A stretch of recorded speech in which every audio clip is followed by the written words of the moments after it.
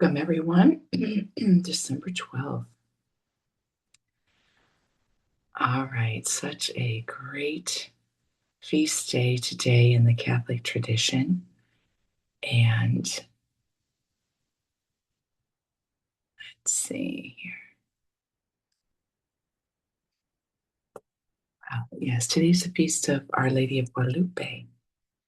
I'm not going to reference that, but some of the powerful qualities of Our Lady of Guadalupe were the roses that bloomed miraculously, and the remarkably beautiful image that impressed itself on Juan Diego's coat. He was the one that Mary appeared to because she wanted a chapel built in a certain place.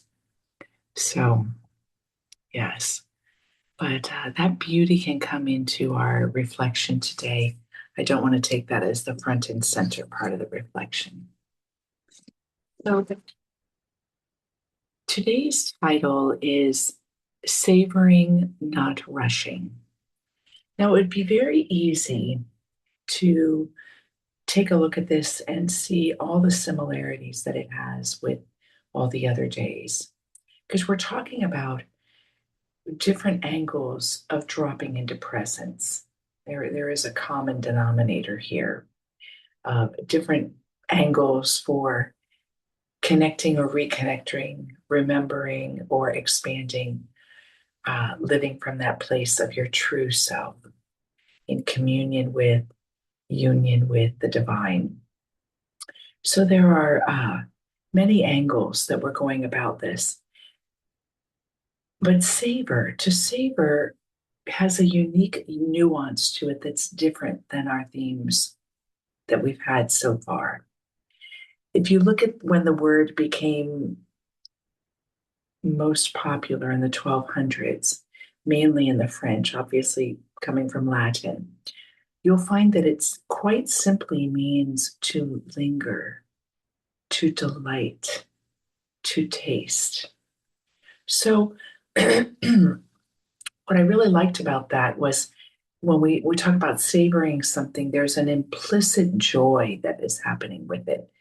For instance, when you look at some of the cultures that use the word to taste, you might be tasting something that you don't like, right? So it's not just to taste something, it implies that when we taste the moment, there is delight.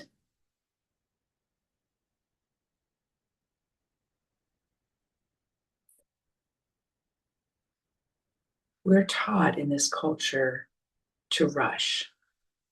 I remember a number of years ago, I had used a word that is so common in our Western culture, the word busy. And I found that more often than not, if you said, "How are you? What's life like?" or anything like that, whether you were close to the person or they were just an acquaintance or even a stranger, most commonly people say, "Oh, life is really busy right now. I'm really busy." And it had this kind of rushing pressure to it. And it's interesting because I found myself using that word just because it was so popular. And then I sat and I thought about it. I thought, but actually, I'm choosing everything I do in my life. So really, it's more accurate to say my life is full rather than busy. And I switched to that. And it's amazing how the word full connotes a little bit of a banquet, like I'm lingering in the joy of my life. My life has a lot going on, and I'm enjoying all of it. Do you use the word busy? Do you use it consciously or unconsciously? Are there any pressures that go along with that word? For instance, you're trying to really imply that it's pretty frenetic or overwhelming or there's not a place to breathe. Think about that. Think about when you say, I've got no breathing space. I mean, that obviously that's not true because you couldn't be alive if you weren't breathing. But what it's pointing to is that you feel no spaciousness in your life, which goes back to our topic yesterday of where there's contraction instead of expansion. So we're going to look at that idea of savoring a little bit more deeply today. And you find it used in these quotes of various mystics in a nuanced way. We have the Jewish mystic Abraham Joshua Herschel. He wrote that wonder is not found in extraordinary events, but the ordinary. And here's the key: noticed deeply. Wonder happens when we notice deeply.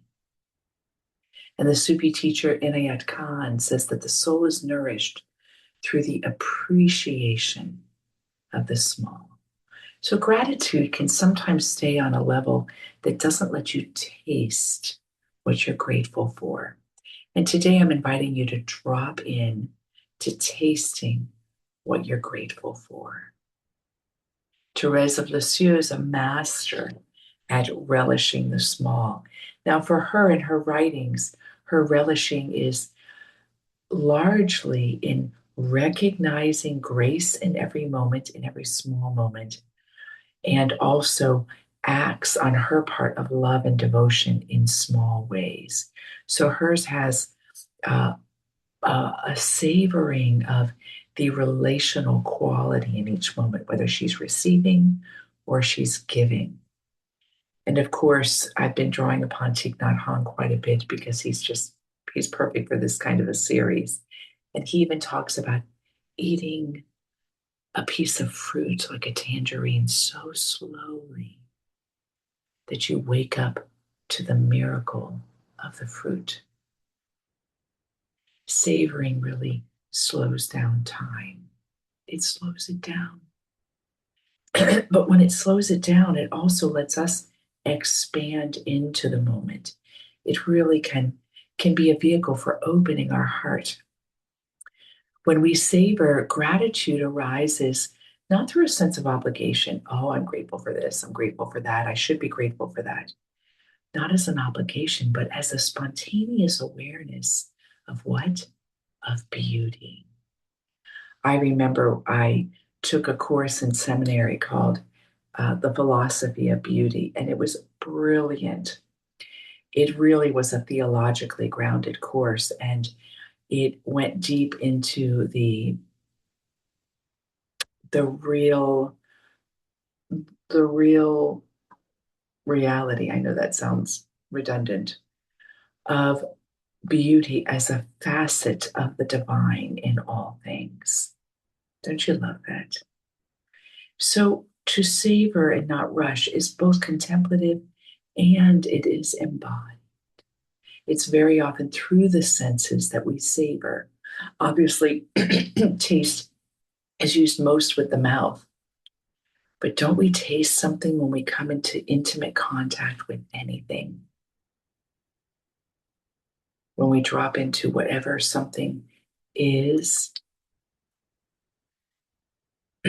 how can you savor today? And I wonder if maybe you could even take some beads, if you've got beads, and see how much you can savor everything.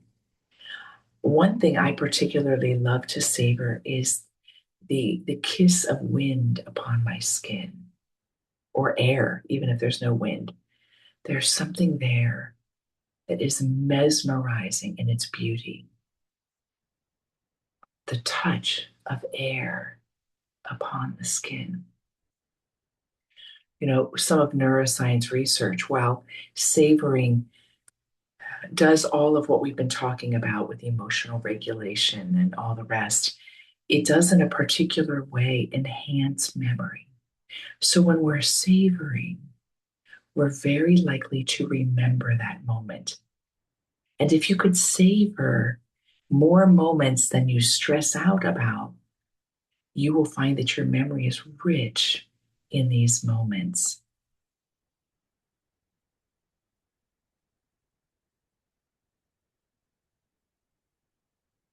Our meditation today is going to be a very short mantra. that I thought it would be very nice to savor the syllables.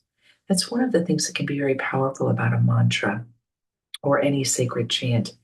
Yes, chanting it for the meaning. Yes, chanting it for the intention and the devotion. But we can also chant it for the deliciousness of the syllables. The deliciousness of the syllables. Think about children who have favorite words.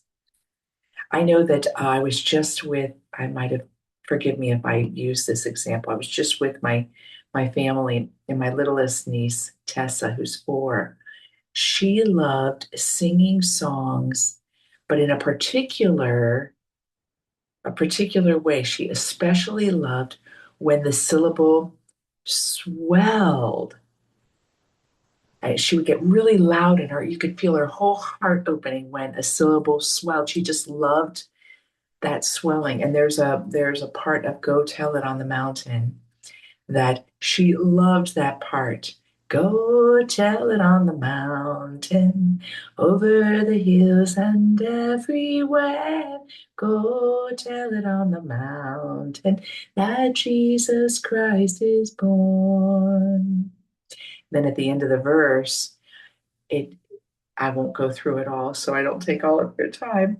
At the end of the verse, it goes, ah, and then it goes into Go Tell It on the Mountain.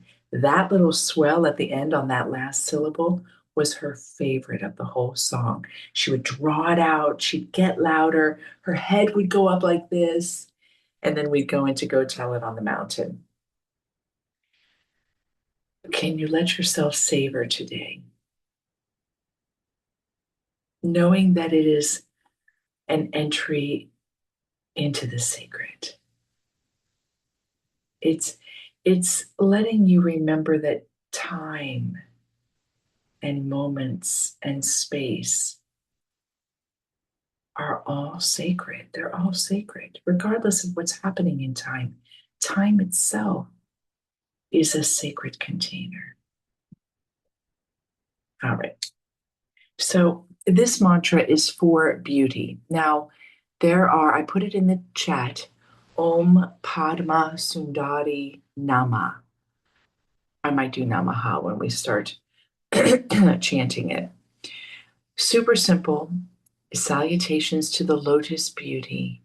Now, while it is used in Vedic traditions for physical health and radiance and beauty, it is also used for inner beauty.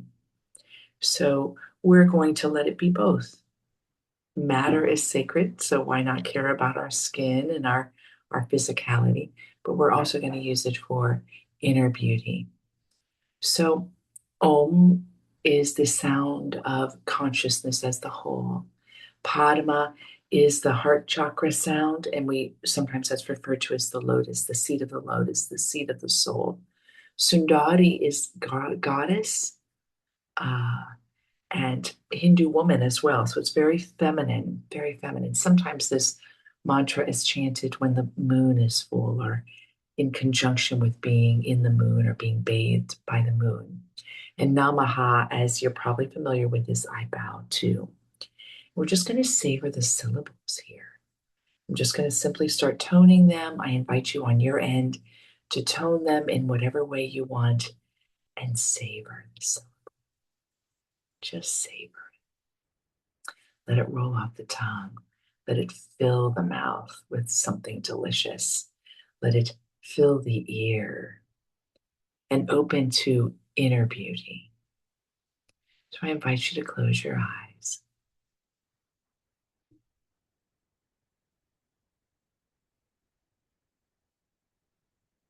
and connect to the breath.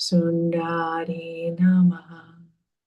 Om Padma Sundari Namaha. Om Padma Sundari Namaha. Om Padma Sundari Namaha. Om Padma Sundari Namaha. Om Padma Sundari Namaha. Om Padma Sundari Namaha. Om Padma Sundari Namaha. Om Padma Sundari Namaha. Om Padma Sundari Namaha. Om Padma Sundari Namaha. Om Padma Sundari Namaha.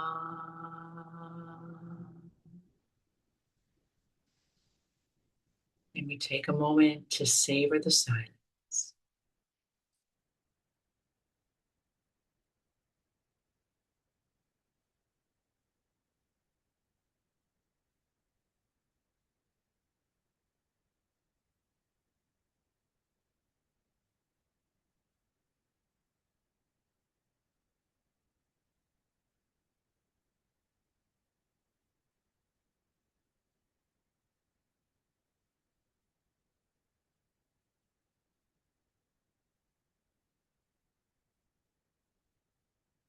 When you are ready, bring your palms together in front of your heart and open your eyes with Namaste. Namaste, my friend.